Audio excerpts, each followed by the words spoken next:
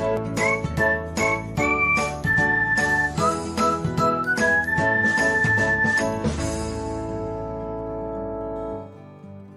everyone, welcome back to another episode of Technologyglance. Today in this video, I'm going to guide you through how you can disable others to save your post on Likee. So let's get started. Firstly, open Likee app in your device, then tap on profile icon.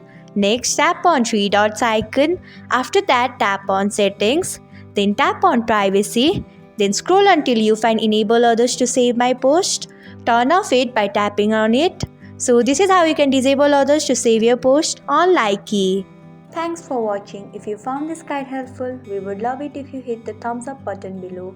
We upload great new tech tutorials like this one every day. So don't forget to subscribe to our channel and hit the bell icon to get an update as soon as we post a video.